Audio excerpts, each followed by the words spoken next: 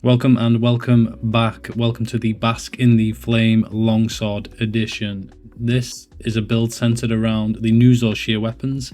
It's enabling you to hit 100% critical hit chance, output huge DPS, keep you in a huge amount of recovery, but really annihilate anything with a dragon weakness. This is a gore Zoh Shia hybrid build. We've been on our course to now become an omni hunter, study every weapon, put together the best possible builds that I can so I can rotate through any weapon at any time. But this is outputting huge damage thanks to White Flame Torrent kicking in. Running through the skills, we'll jump straight in. Razor Sharp level 3. We've opted for Razor Sharp because it's a dual skill gem. It will allow us to put a 1 pip of dragon attack in here to help push the minimum dragon attack on the sword itself. But absolutely fantastic for white sharpness. This sword in itself is a great white sharpness sword. It allows you to enable a lot more DPS throughout the hunt. Critical boost level 2, due to the 2-slot gem, we've got to squeeze this in there to get the extra 6% damage on them critical hits, because we're hitting that 100%. And then critical eye giving us the extra 4%. So hitting a wound, you're guaranteed 100% critical hit chance on this. Hitting a weak spot, you're guaranteed around 99% once you're in an agitated phase of the fight. But you are hitting criticals consistently. You are missing 1 in 100. It's a huge bonus. White Flame Torrent, we're not using Scorcher with this one. We wanted to be able to squeeze in as much critical hit chance as we can and not sacrifice any terrible defensive skills or mix it in with the, but great skill. Massively tested, doing a huge amount of damage. Weakness exploit level 5 has to be in there. It's optimum. It's a fantastic skill in this game.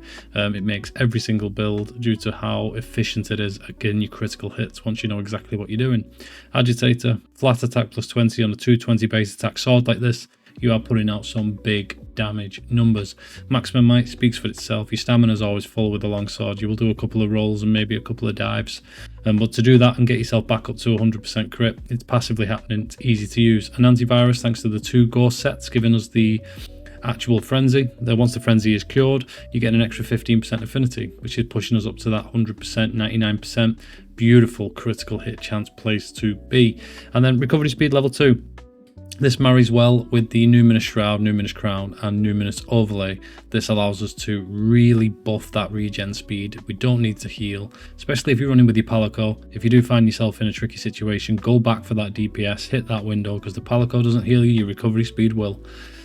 And then Constitution level 1 accidentally falls in. It's nice to have. It enables us to make sure that maximum might is consistently proccing, but it's a good skill. But we don't put that in with gems, it just lands in with armor. Evade window level 1 is always nice to give you that extra split second of roll away time in case you're caught in a bad situation.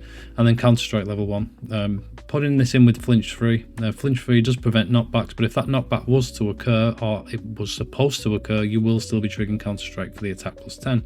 And then Coalescence makes it in here to marry with every other skill. It gives us a bit of elemental damage on top of everything else, but huge crits, huge damage.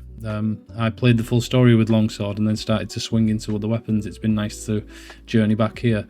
You will notice that there is no quick sheath in this. You can sacrifice 2 pips of antivirus if you prefer to and still have a really high critical hit chance to put quick sheath in, but I don't think it's necessary. Once you understand the timing and understand the way that the monster moves and how to do it, it's a wasted skill. It's nice to have, it's a comfort skill, but I do not believe that you need it, so I've not tried to squeeze it in here. I've tried to adjust myself to the timing of a full sheath. But yeah, give it a shot. Let me know what you think.